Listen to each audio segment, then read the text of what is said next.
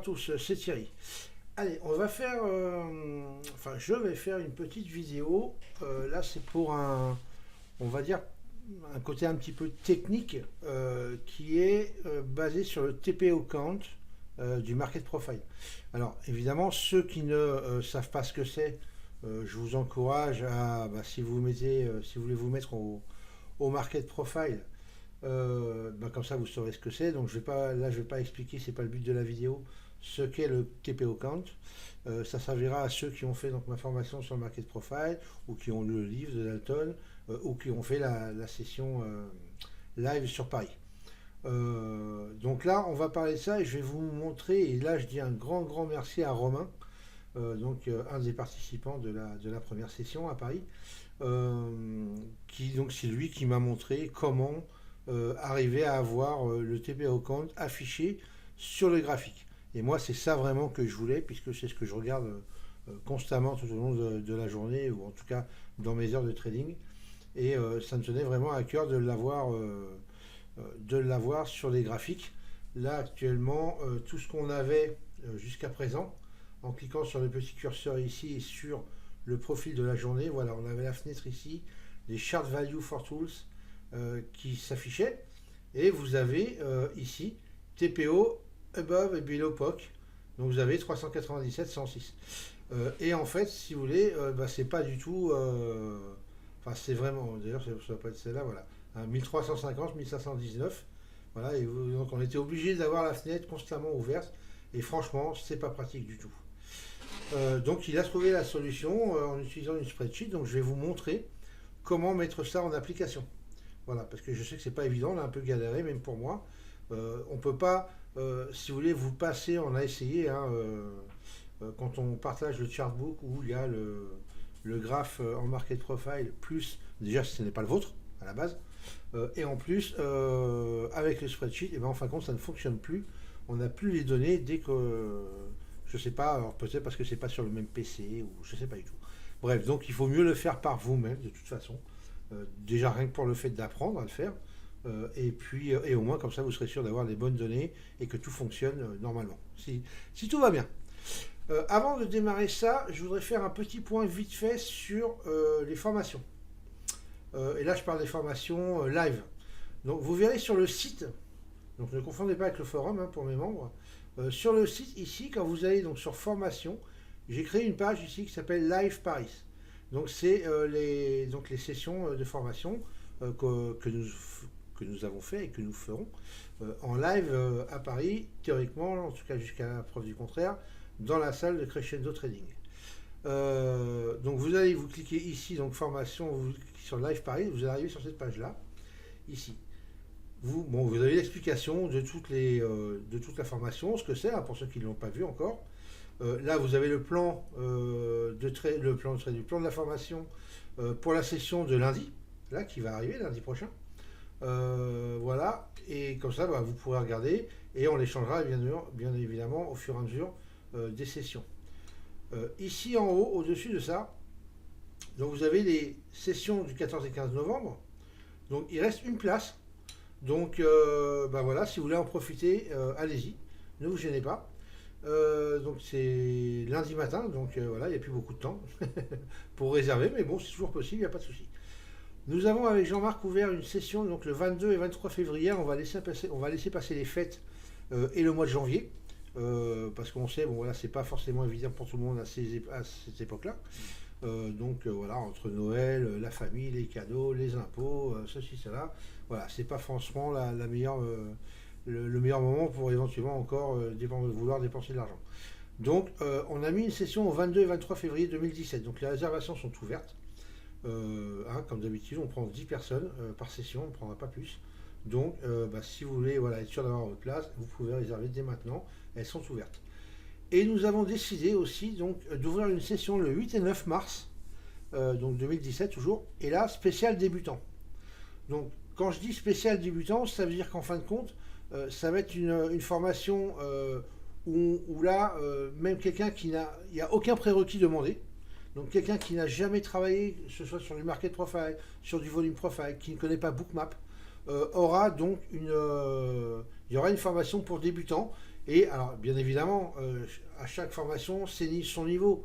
Donc, c'est évident qu'à la fin de la formation pour débutants, vous ne saurez pas non plus vous servir de ces outils-là comme ont pu le faire ceux qui ont fait les sessions précédentes. C'est bien évident.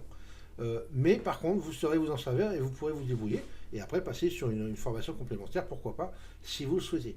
En tout cas, ça vous permettra voilà, d'apprendre à utiliser ces outils correctement et de vous en servir dans votre trading dès la fin de la formation sans aucun souci. Voilà, donc c'est pareil, cette session est ouverte aussi, donc les réservations sont ouvertes. Vous pouvez réserver dès maintenant si vous le souhaitez ou pas. Donc pour ça, vous savez, comme sur les autres, vous pouvez nous envoyer un mail, soit à moi ou à Jean-Marc.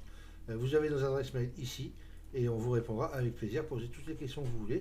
On refera de toute façon certainement un webinaire, quoi qu'il arrive, après la formation ici, là, qui va être lundi. Donc on fera un webinaire certainement une dizaine de jours après. Qu'on ouvrira peut-être à tout le monde. Et puis, nous ferons un webinaire aussi avant la session de février et un autre aussi, évidemment, avant la session de mars.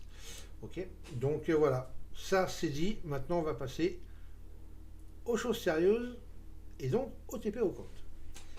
Donc là, vous avez sur un graphique Market Profile. Normal. Il n'y a rien dedans. Il n'y a aucun indicateur. Hein, quand vous allez ici dans les studies, voilà, c'est vide, il n'y a que le market profile. Alors, je ne vais pas vous apprendre non plus comment faire votre market profile, vous devez savoir le faire. Si vous ne savez pas, vous m'envoyez un petit mail et je vous enverrai une study collection du market profile sans aucun souci. Donc ici, ce qu'on va faire, on va rajouter un spreadsheet. Ça, c'est la première des choses. Donc vous allez dans les indicateurs, dans les studies available ici, vous tapez S et on va rajouter spreadsheet study ici, que vous allez ajouter là. On va dans les settings, on va la mettre dans la région 1 et on va la cacher parce qu'on n'en a pas besoin en fait. D'accord? Ici on touche à rien, on laisse comme ça et on fait OK. Ensuite, on va rajouter une autre studie qui elle, qui s'appelle Text Display for Study qu'on va ajouter. Et là, on va aller dans les settings. J'y reviendrai après. On va aller voir dans la... Attendez, j'y reviendrai après. Bon, c'est pas grave, hop, je laisse. Alors, vous allez voir que là, normalement, la spreadsheet va arriver ici. Théoriquement, ça ne me fait pas mentir. J'ai l'impression qu'elle va me faire mentir. Où est-ce qu'elle est? Pourquoi ça ne revient pas ça? Ça tout à l'heure, ah bah oui, voilà, il n'y est plus. Ok. Allez, on recommence. Donc, on va dans les spreadsheet study, on fait add. Par contre, ce qu'on va faire, donc là, on va la mettre en région 1, on va la cacher et on va faire OK. Voilà. Et là, vous avez la spreadsheet qui arrive. Donc, on va commencer par là. Là, vous avez les données, en fait, dans cette spreadsheet. Vous avez les données qu'il y a sur votre graphique Market Profile. Donc, vous voyez qu'il n'y a que ça. Et ici, vous avez les données suivant les indicateurs ici. Hein. D'accord? Donc ça, c'est uniquement ce que vous avez dans votre graphique Market Profile. Nous, ce qui nous intéresse, c'est ici, le TPO above POC et le TPO below POC. Donc c'est le TPO count. Donc là, vous voyez qu'on a des données 1350 au-dessus du POC et 1519 en dessous du POC. Et c'est ces données-là que moi, je veux qu'on affiche. Donc pour ça, on va faire quoi? On va remonter en haut. Donc, rappelez-vous, 1350, c'est au-dessus du POC, donc above, et 1519, ok, donc la 97, c'est below POC, donc en dessous du POC. Ok? Donc on va commencer par le above, qu'on va mettre, on va remonter en haut. Et la seule chose qu'il va falloir absolument que vous ayez, donc je vous le mettrai de toute façon dans la description. Ici, dans le T3, là, on va rentrer une formule qui est celle-ci. C'est égal $J $96. C'est ce qu'on a vu ici, en fait, hein, de ce que j'ai compris. Donc 96, ici, la colonne J, donc les données 1350. hein, la colonne J ici, et la ligne 96. Donc c'est égal $J $96. Et on fait OK. Et là, vous allez voir, paf, tout se met. Et on va faire la même chose pour le U, avec un autre, évidemment, une autre formule,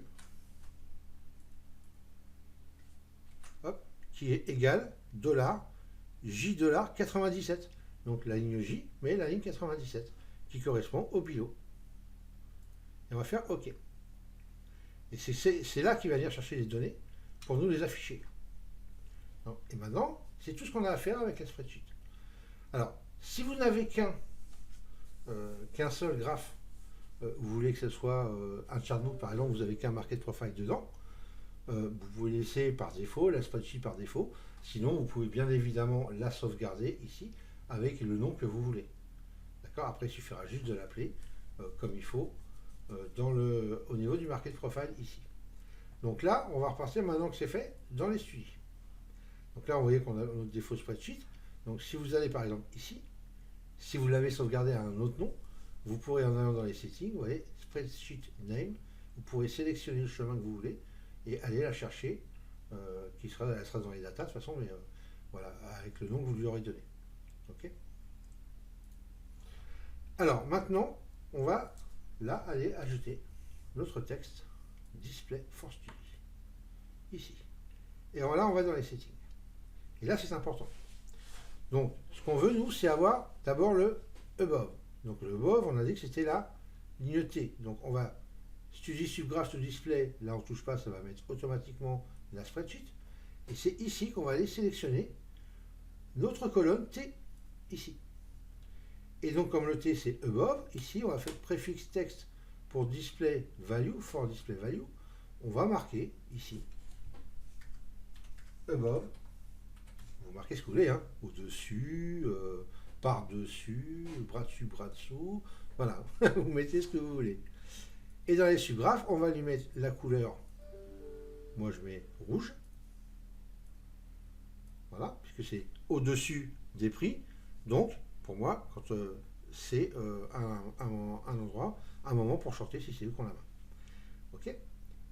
Et on retourne ici, là, et là on fait OK, et on va dupliquer cette studie et on va retourner dans les settings. Et maintenant, qu'est-ce qu'on va faire?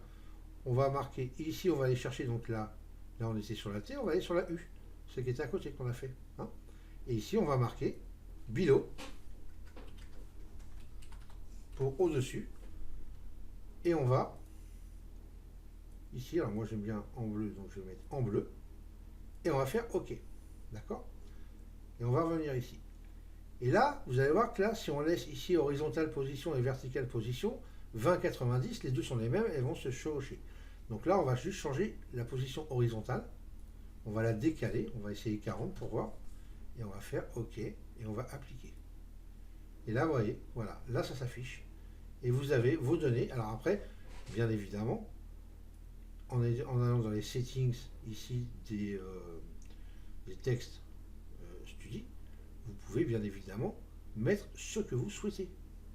Vous pouvez même mettre display in free space, par exemple, si vous avez envie. Vous mettez oui, vous faites OK. Ici, on va voir hein, ce que ça donne, je n'ai pas essayé encore. Hein. Par exemple, hein, vous mettez oui aussi. Et on va voir ce que ça donne. On va appliquer. Voilà, sauf que là, évidemment,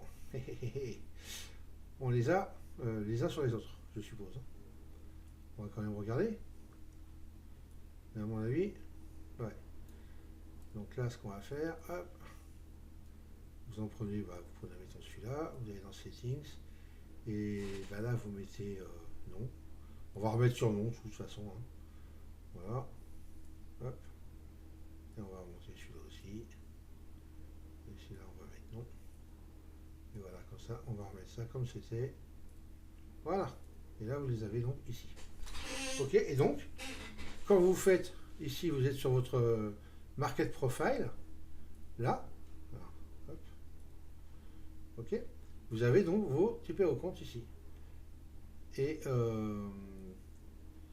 puis, je suis en train de voir, tac, tac, tac, mais là, par contre, c'est fermé, je crois, voilà. Ça doit être fermé. On va vérifier, mais normalement ça va être fermé à tous les coups. C'est bloqué ici, 675. C'est le quart d'heure de fermeture, il me semble. Donc là, ça ne bougera pas. Mais par contre, sinon, après, vous mettez sur ce profil-là, et vous aurez donc les bons chiffres qui vont arriver ici, bien évidemment, suivant le profil auquel vous mettez. Ok? Donc voilà, les amis, comment faire pour avoir le TP au compte affiché sur le graphique. Et après, à vous de jouer avec l'espace que vous voulez, le mettre où vous voulez, où ça vous intéresse. Voilà, j'espère que ça a été clair. De toute façon, vous pourrez regarder cette vidéo autant de fois que vous le voulez, bien évidemment, mettre sur pause. Si vous avez des questions, n'hésitez pas. Et si vous avez donc un deuxième, moi par exemple, quand je fais le matin, je trade le Rex, je peux avoir jusqu'à 2 ou 3 graphiques de market profile, un pour le Bund, un pour le Stoxx, un pour le DAX par exemple, ou du mini DAX. Donc ça me fait 3 market profile où je veux que mes TP au compte soient affichés comme ça. Et ben on l'a fait avec Romain. Il suffit d'enregistrer sa studie, d'ouvrir une studie après dans chaque graph market profile, lui donner un nom différent, et après l'enregistrer et être sûr voilà, que ce soit la bonne que vous mettiez dans votre graphique market profile. Et vous n'aurez pas de souci, si vous faites exactement comme ça, vous n'aurez pas de problème. Donc je vais vous mettre les formules aussi donc, dans la description, en vous disant donc, sur quelle lettre le mettre. Donc avant le égal, par exemple, je vous mettrai le T, et à côté, je vous mettrai, et en dessous, je vous mettrai le U pour l'autre formule. Donc n'oubliez pas de copier que la formule et pas le T, bien évidemment. Voilà, ça c'est dit. Sur ce, je vous laisse pour ce soir. Voilà, pour ceux qui ont été sur les marchés ce matin, aujourd'hui, vous avez vu hein, qu'il y a eu un peu d'activité due donc à la présidence de Donald Trump. Et puis voilà, mais a priori, ça devrait se remettre. Ça s'est même déjà, a priori, je crois, remis un peu aujourd'hui. J'ai pas été trop sur les graphes, moi cet après-midi, j'ai pas pu y aller. Donc on verra ça demain matin. En tout cas, pour ceux qui sont avec moi, je vous dis à demain matin pour le gap. Et puis on va voir comment ça se passe. Les amis, je vous souhaite une bonne nuit. Ciao, ciao.